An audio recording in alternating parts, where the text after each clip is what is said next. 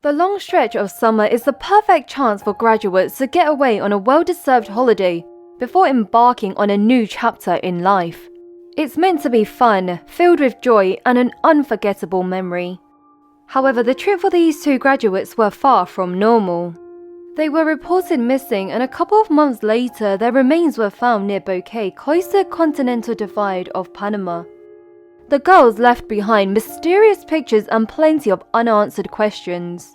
What happens to them still remains a mystery.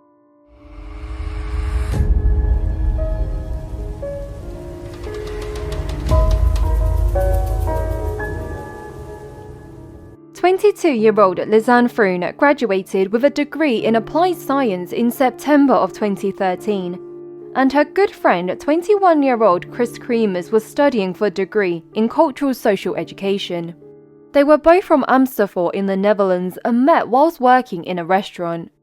The two got on very well and had a lot in common, so made the decision to live in the same student accommodation. Soon after, they decided to save up for 6 months for a trip to celebrate Lisanne's graduation. On the 16th of March 2014, they travelled from Netherlands to Panama for a 6-week vacation. The first 2 weeks were spent in northwest Panama, going to the beach, enjoying the sun, and even meeting up with other travellers. Then on the 29th of March, they headed to Bouquet. They planned to spend the last 4 weeks living with a host family while they volunteer as teachers, educating local children. But things didn't go smooth for them, because when they arrived at the home of their host family, they were unfortunately greeted with some bad news. They were told this opportunity was no longer available due to unforeseen circumstances, and they sent the girls an email about this, but Kris and Lisanne didn't see the email until it was too late. Therefore, left with no choice, the girls left and stayed in a hotel owned by Miriam Guerra. Miriam was very helpful, and after knowing they wanted to learn Spanish, she introduced them to a local language school. Besides learning a new language, they also wanted to explore the forest. However, it would be extremely dangerous if they went alone without a local guide. As a result, they booked a local guide, and his name was Feliciano Gonzalez, to tour the forest from the 2nd of April for 3 days. But just the day before the tour was due to commence, the girls were bored and wanted to visit as many places as they possibly could before heading back to the Netherlands. So Kris and Lisanne decided to hike the Pianista trail by themselves. They told Miriam their plans, but she was quick to warn them about the danger of the forest and was concerned for the girls' safety.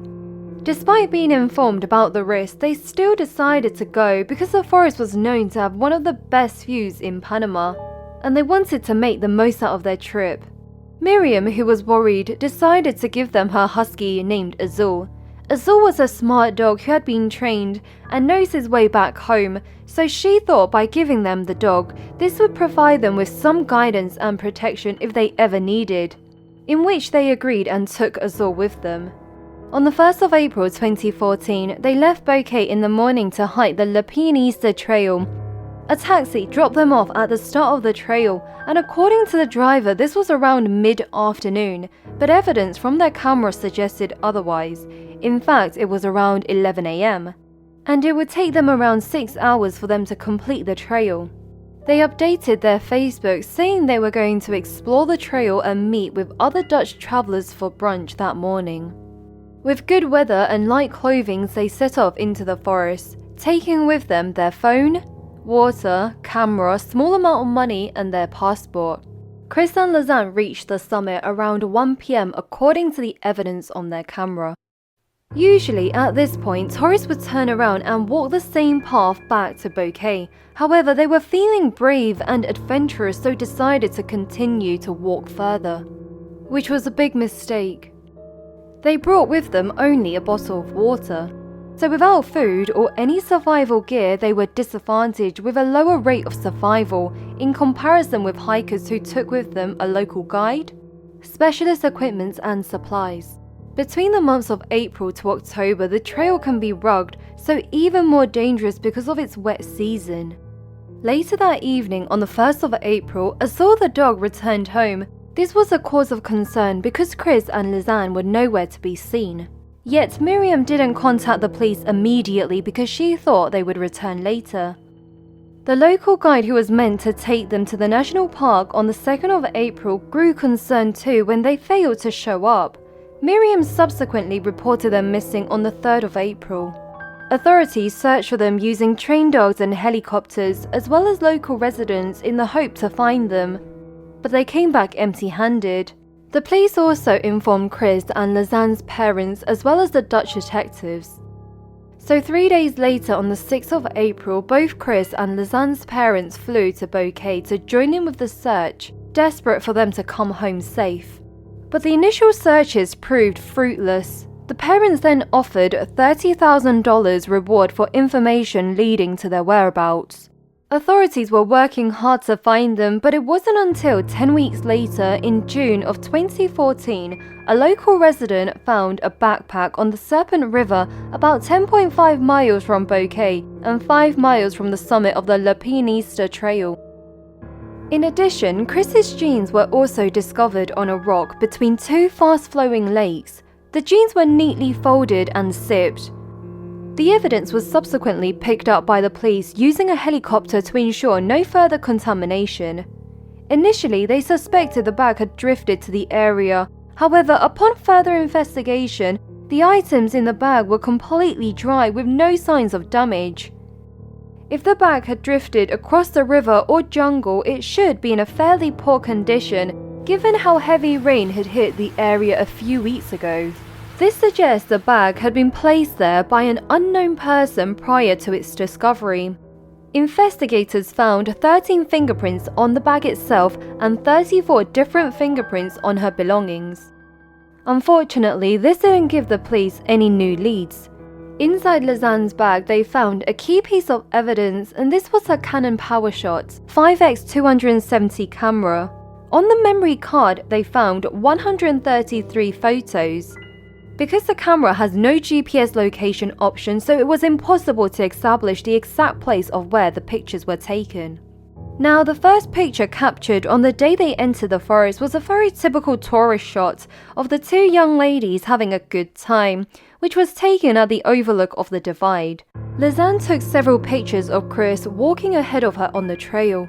According to the evidence on the camera, we can see them following a trail heading downhill away from their destination.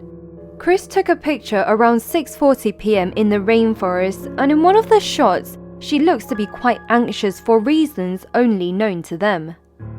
Further investigation shows image 509 had been deleted. When Dutch specialists tried to undelete the missing photo, it was not recoverable because the person who deleted it had deleted the file permanently, most likely with the use of a computer. So did someone connect the camera to a computer, then erase the photo to make it irretrievable? But if the picture held something of significant importance, why didn't they just get rid of the SD card entirely? Or perhaps the picture was taken and deleted by the girls.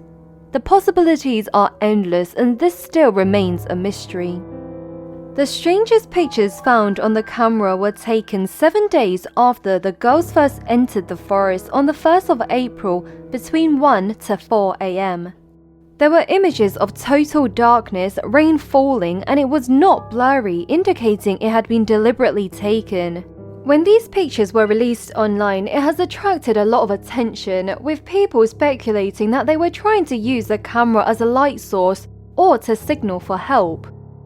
But when these images were analysed, the investigators ruled out that speculation. Because if they wanted to attract attention, they would have taken the pictures in the open and not below the foliage. There was a picture which shows a close-up of the right side of Kris's head and small amount of blood on her hair, indicating she sustained some kind of injury. When the investigators analysed the call records of their phones, it shows Kris, who had an iPhone, tried to call the Netherlands Emergency Service at 4:30 p.m. on the 1st of April. Then she tried to call the Panama's emergency line, but neither calls were connected due to poor reception. Lisanne then tried to call using her Samsung Galaxy but failed. They subsequently turned off their phones to reserve battery and called the next day on the 2nd of April. They attempted to call the emergency line a number of times and successfully made a connection at 6:58 a.m., however for only a couple of seconds. Despite the several phone calls made, they never managed to connect again and subsequently switched their phones off. 5 days after their hike began, Lisanne's Samsung Galaxy ran out of battery and stopped working. On the other hand, Kris's iPhone was turned off until the 11th of April and stayed on for 1 hour and 5 minutes. Someone had tried to access her iPhone but entered the wrong PIN for 77 times between the 7th to the 10th of April. Soon after the discovery of the backpack, a local guide along with 6 other native Ngobi people found human remains, jeans, and 2 different shoes on the riverbank near the village of Alto Romero. When authorities looked inside the shoe, they were horrified to find Lisanne's left foot still inside of her wildebeest boot. Although her foot was intact, she sustained multiple fractures of the metatarsal. A DNA test was conducted and they confirmed it was Lisanne's foot. There was a sock inside of the boot and it was tightly laced. Her foot was cleaned with no blood on it. It was also surprising to find no signs of cutting, gunshots, hacking, or teeth marking on it. Around the area of where her foot was discovered, they found at least 33 scattered bones, primarily from her left leg. Not far from the river, they found 1/2 of a pelvic bone identified as Kris. Kris's number 10 right rib bone was located, as well as a femur upper leg bone and tibia bone from Lisanne. Forensic pathologists found Kris's bones were bleached and cleansed. Another shocking discovery was made on the 29th of August 2014. A rolled up ball of skin from Lisanne's shin was found. It was in its early stage of decomposition with maggots surrounding the skin. Although the case remains a mystery, but there are some theories as to what may have happened to them.